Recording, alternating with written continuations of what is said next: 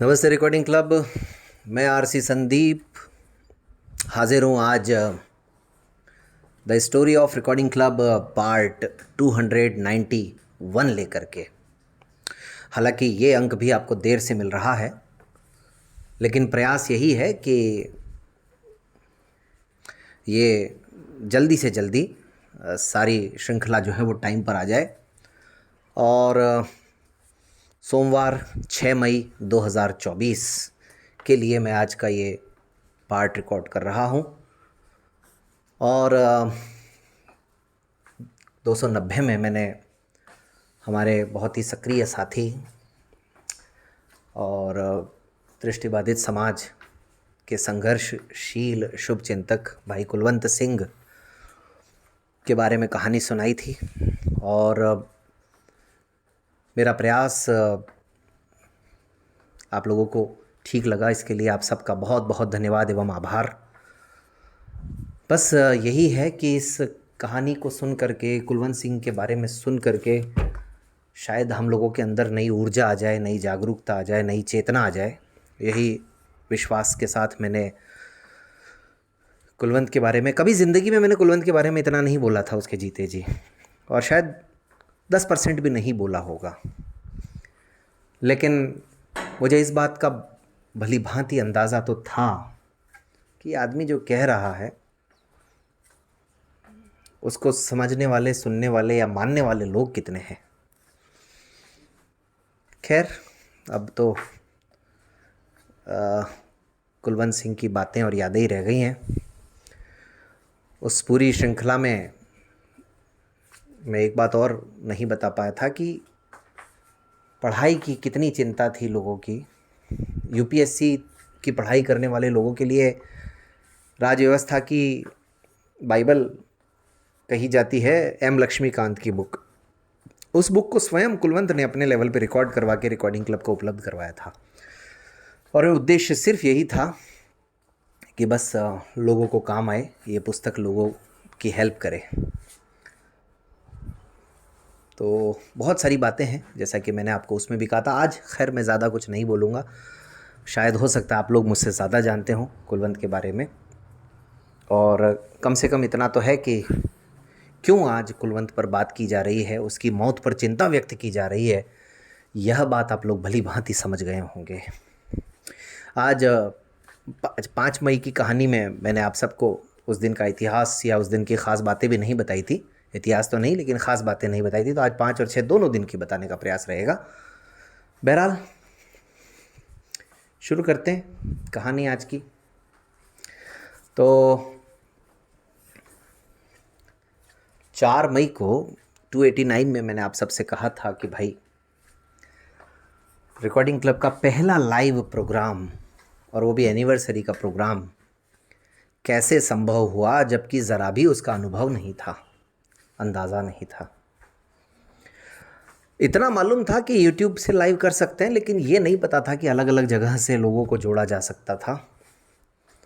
तब सहारा मिला जूम का, और जूम ने ही धूम मचाने का काम किया हमारे लिए भी। तो पूरी दुनिया के लिए तो कर ही रहा था, लेकिन हमारे लिए भी किया। तो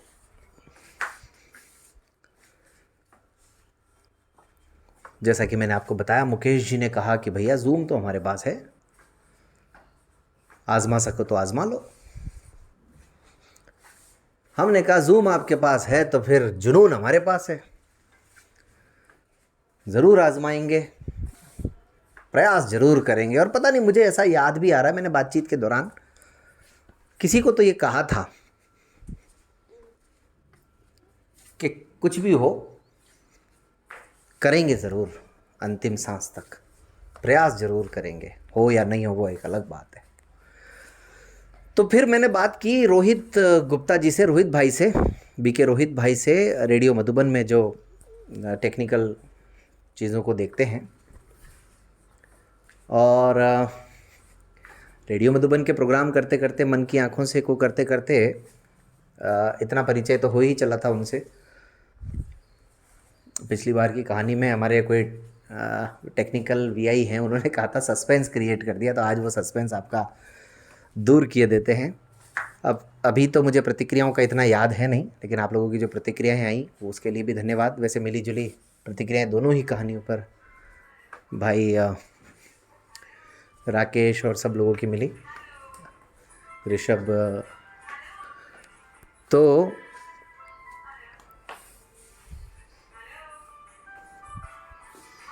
एक फ़ोन भी आ रहा है इस बीच में, लेकिन खैर। तो कुल मिलाकर के बात ये थी कि रोहित जी से ये मैंने कहा और रोहित जी ने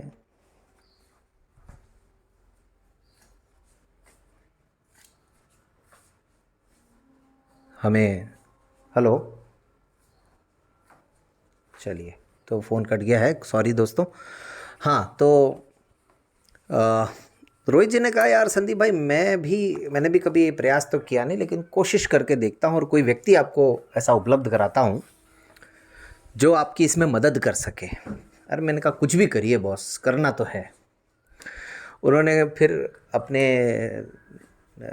जो है वो सर्च किया दिमाग में। फिर 1-2 दिन बाद उन्होंने मुझे बताया कि बड़ौदा के एक व्यक्ति हैं जो हमारे बीके ही हैं। अब बीके के बारे में तो मैं आपको बता ही चुका हूँ, लंबी चौड़ी बातें। बीके उजास भाई उनका नाम है, उजास, वडोदरा गुजरात के हैं। तो बीके उजास भाई जो हैं वो इस काम में आपकी मदद करेंगे। अब उजास भाई से बातचीत शुरू हुई। उजास भाई उन दिनों लाइव वगैरह करते थे जूम पर, और वो भी शायद इंजीनियर या ऐसे ही कुछ थे।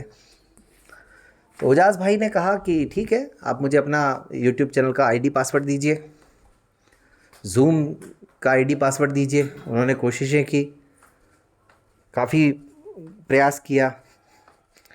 फिर 2-3 दिन बाद यानी 16-17 तारीख के आसपास उन्होंने कहा कि हाँ हो तो जाएगा, लेकिन आप पता नहीं कर पाएंगे या नहीं कर पाएंगे। मैंने कहा देखते हैं, कैसे भी हो आप बताइए तो सही। फिर उन्होंने मुझे समझाने की, सिखाने की कोशिश की, लेकिन मेरे यहाँ इंटरनेट की एक तो दिक्कत थी क्योंकि मैं तो गांव में ही था।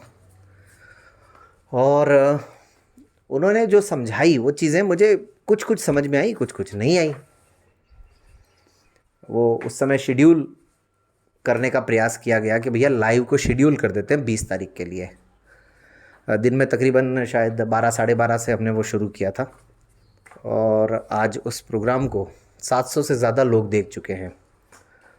मेरे ख्याल में 750 के आसपास लोग। 4 वर्ष की जो वर्षगांठ का कार्यक्रम था, चौथी वर्षगांठ का, तो मैं उसका लिंक भी कोशिश करूँगा डिस्क्रिप्शन में डाल दूँ। तो बात यह है कि उन्होंने बहुत कोशिश की समझाने की। मैंने कहा यार उजास भाई कुछ दिक्कत आ सकती है, मतलब ऐसा नहीं हो कि मैं शुरू तो कर लूँ बाद में कहीं गड़बड़ हो जाए। तो फिर आखिरकार डिसाइड ये हुआ कि चलो मैं साथ रहूँगा आपके। तो उजास भाई हमारे साथ रहे उस पूरे प्रोग्राम के दौरान, और उजास भाई ने उसको संभाला टेक्निकली। मतलब वो देख रहे थे कि कहीं कुछ गड़बड़ तो नहीं। हालांकि ये तो पता चल गया था म्यूट अनम्यूट और ये सब तो, और लाइव में कहीं कोई दिक्कत ना आ जाए ये वो देख रहे थे। और इधर वीडियो मैंने अपने यहाँ से भी ऑन कर रखा था। लेकिन वो उजास भाई अगर नहीं होते तो वो लाइव प्रोग्राम भी नहीं हो पाता। लेकिन वो पहली और आखिरी बार थी जब मदद लेनी पड़ी लाइव प्रोग्राम के लिए। उसके बाद तो कभी ऐसी दिक्कत आई नहीं, और उसके बाद तो एक लाइव कार्यक्रमों का एक इतिहास ही अलग बन गया। और मतलब घंटों घंटों उजास भाई के साथ जूम पर मुझे बात करनी पड़ती थी, वो मुझे समझाते थे। और उनके लिए भी ये नई चीज़ थी। वो ये हर व्यक्ति के लिए होता है थोड़ा सा कि भाई इतना भी तुम कैसे कर ले रहे हो। तो मैंने कहा मैं तो कुछ भी नहीं कर रहा, हमारे जैसे तो साथी हमारे से पता नहीं 4-4 कदम आगे हैं, कंपनियां बना बना करके बैठे हुए हैं। तो वो सारी बातें रही, लेकिन बड़े सीरियस किस्म के व्यक्ति उजास भाई। और जहाँ भी मतलब इस कहानी को सुनाने का उद्देश्य है कि जहाँ कहीं भी ऐसी दिक्कत आती है ना, अटकने की, मुसीबत की, तो ऊपर वाला अपने आप ही कोई ना कोई रास्ता निकाल ही देता है। तो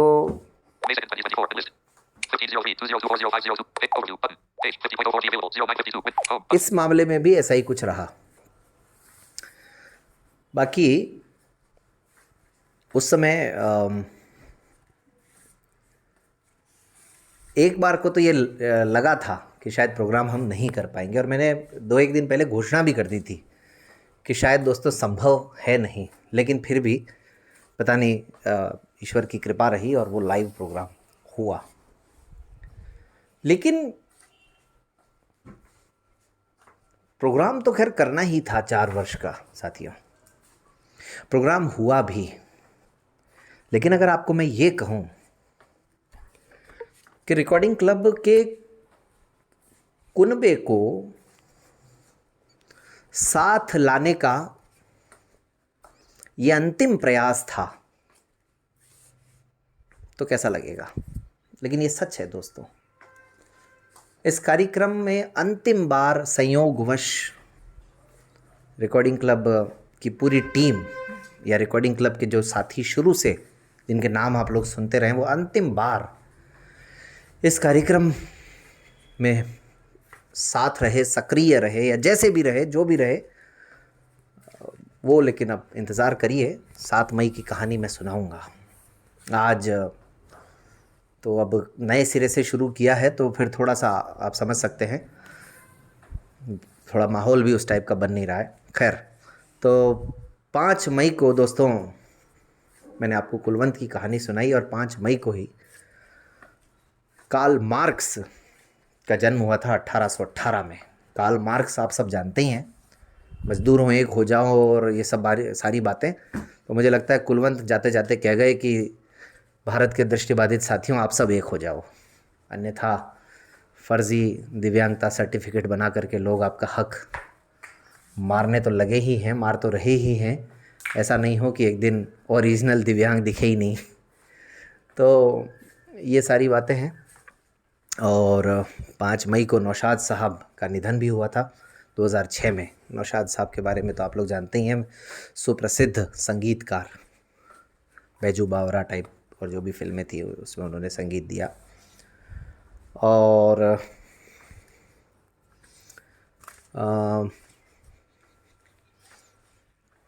इसके अलावा 5 मई को ही रेड क्रॉस सोसाइटी का भी गठन हुआ 1919 में। रेड क्रॉस मानवता के लिए या मानव शांति के लिए कार्यरत एक संस्था है, अंतर्राष्ट्रीय संस्था है। तो 6 मई को एफिल टावर आधिकारिक रूप से प्रारंभ हुआ दोस्तों, 6 मई को। और एफिल टावर पेरिस में है, आप सब जानते हैं, 300 मीटर इसकी ऊंचाई है। और 6 मई को ही भारत के पहले प्रधानमंत्री जी के पिता श्रीमान मोतीलाल नेहरू जी का जन्म हुआ था 1861 में। तो ये कुछ आज की कहानी रही। बाकी आने वाले समय में आप सबकी प्रतिक्रियाओं पर भी बात करेंगे, और भी अगर कुछ कुलवंत से जुड़ा हुआ अपडेट होगा तो वो भी देने का प्रयास रहेगा। आज के लिए इतना ही, मिलते हैं फिर किसी और मैसेज में। धन्यवाद।